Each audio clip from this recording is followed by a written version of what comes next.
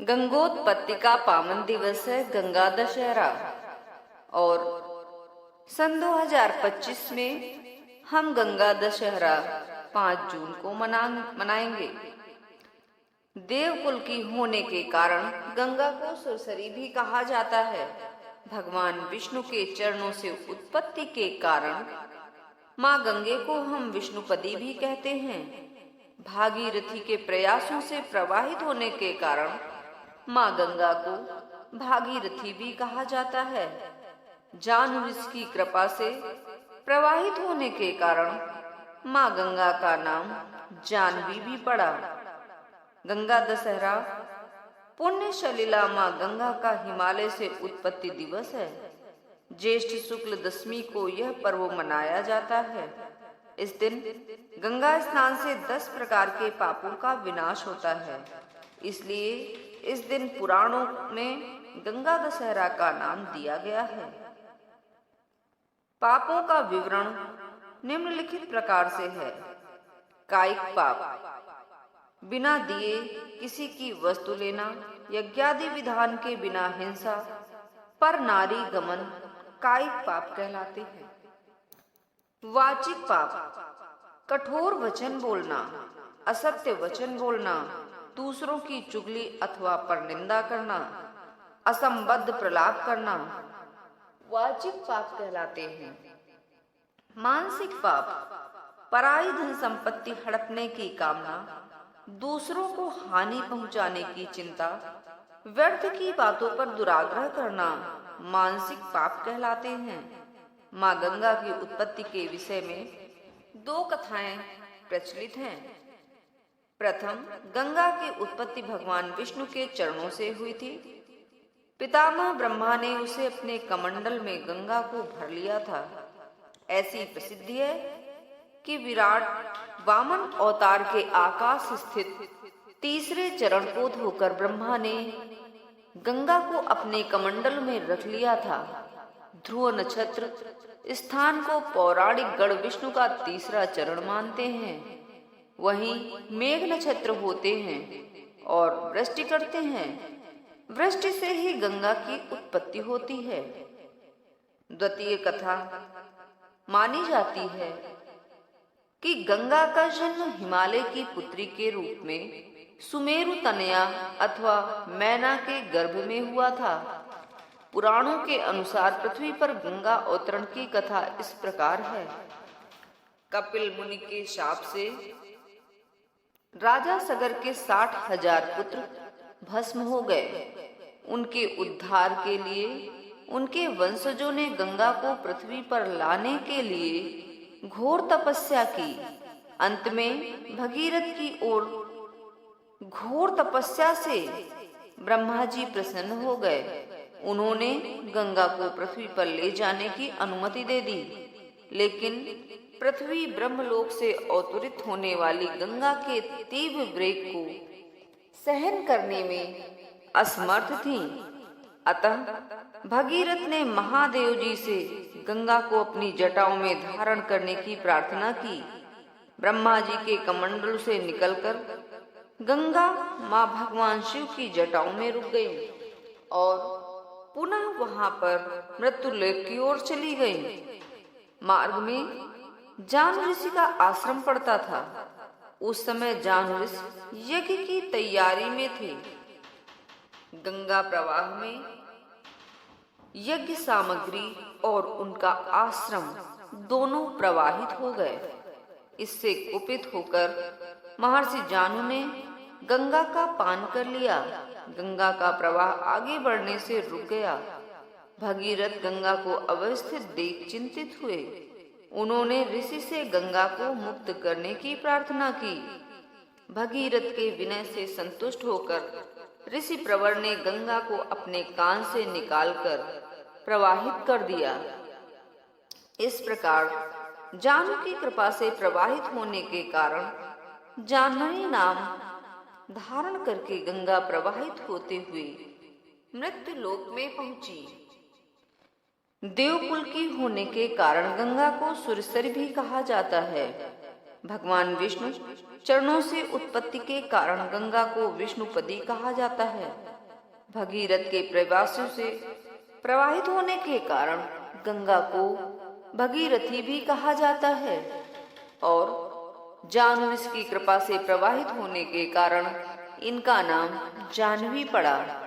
गंगा की 3 धाराओं स्वर्ग गंगा, मंदाकिनी, भूगंगा, भगीरथी तथा पाताल गंगा, भोगवती के कारण गंगा का नाम त्रिपथगा अर्थात त्रिपथगामिनी पड़ा। इनके अतिरिक्त मंदाकिनी, देवापगा, हरि नदी भी गंगा के पर्याय हैं। जहां जहां गंगा का प्रवाह मृत्युलोक की भूमि को स्पर्श करता गया वह पवित्र हो गई, वहां तीर्थ स्थल बन गए। गंगा तट पर स्थित हरिद्वार, मायापुरी, प्रयाग, काशी, गंगा सागर तीर्थ स्थल बन गए। इनका आध्यात्मिक महत्व बढ़ गया। सहस्र जन गंगा तट पर ध्यान एवं चिंतन करते हुए सांसारिक बंधनों से मुक्त होकर अमरत्व को प्राप्त हो गए। पंडित राज जगन्नाथ संसार की ताड़ना प्रताड़नाओं से दग्ध होकर जब गंगा तट पर पहुंचे और उन्होंने गंगा लहरी से गंगा की स्तुति की। किंवदंती है कि स्वयं माता गंगा आई और उन्हें अपने गोद में उठा ले गईं। स्वामी रामतीर्थ तो गंगा की गोद में ही शरीर को विसर्जित कर मोक्ष को प्राप्त हो गए। गंगा जल की अनुपम विशेषताएं हैं, इसलिए इसे बहुत पवित्र माना जाता है। गंगा जल निर्मल होता है, उसमें अमृत विद्यमान होता है। बासी होने पर भी इसका प्रयोग वर्जित नहीं है। इसके जल में कभी भी कीड़े नहीं पड़ते हैं, इसलिए सीसी में वर्षों रखे रहने पर भी यह खराब नहीं होता। मनुष्य के शरीर को जलाने के बाद भी अस्थियां आग में नहीं जलती, तेजाब में नहीं गलती, भूमि में गाड़ने पर नष्ट नहीं होती, वरन वे गंगा जल में स्वतः ही घुल जाती हैं। यह गंगा जल का अद्भुत सामर्थ्य रखता है। गंगा जल की पवित्रता के कारण भी हिंदुओं के प्रत्येक धार्मिक अनुष्ठान में गंगा जल प्रयुक्त होता है। भूत प्रेत अलाय बलाय दूर करने के लिए गंगा जल के छींटे मारे जाते हैं। मृत्यु पथ की ओर अग्रसर हिंदुओं को गंगा जल के आचमन से स्वर्ग द्वार के योग्य एवं निडर बनाया जाता है। इसके लिए तो वही औषधि है। औषधम जाह्नवी तोयम। हिंदू धर्म में मृत्यु के पश्चात अपनी काया को अग्नि समर्पण के उपरांत अस्थियों को गंगा में प्रवाहित करने में अपने को धन्य समझता है। सन्यासी का शव तो गंगा को ही समर्पित किया जाता है। कितनी दिव्यता, श्रेष्ठता और पवित्रता है गंगा जल में। इसके प्रति कितनी श्रद्धा आस्था है हिंदू मन में। गंगा का जल हमारे ऋषि मुनियों, त्यागी तपस्वियों, देशभक्त, बलिदानियों और पूर्वजों की छाप होती है। अस्थियों में मिश्रित और पवित्र है। गंगा में डुबकी लगाकर हम उन पुण्यात्माओं को पुण्य ओढ़ते हैं, उससे अपने शरीर को पवित्र करते हैं। धार्मिक दृष्टि से गंगा के महत्व का वर्णन महाभारत पुराणों और संस्कृत काव्यों से लेकर मानस गंगावतरण जैसे हिंदी काव्यों से होता हुआ आधुनिकतम युग की काव्य कृतियों में वर्णित है। महर्षि वेदव्यास ने महाभारत के अनुशासन पर्व में गंगा का महत्व दर्शाते हुए लिखा है, दर्शन से, जलपान और नाम कीर्तन से सैकड़ों तथा हजारों पापियों को गंगा पवित्र कर देती है। इतना ही नहीं, गंगा जलम पावनम नृणाम कहकर इसकी सबसे अधिक तृप्तिकारक माना जाता है। तुलसी ने गंगा सकल मुद मंगल मूला, सब सुख करनी हरनि सब सूला कहकर गंगा माता का गुणगान किया है।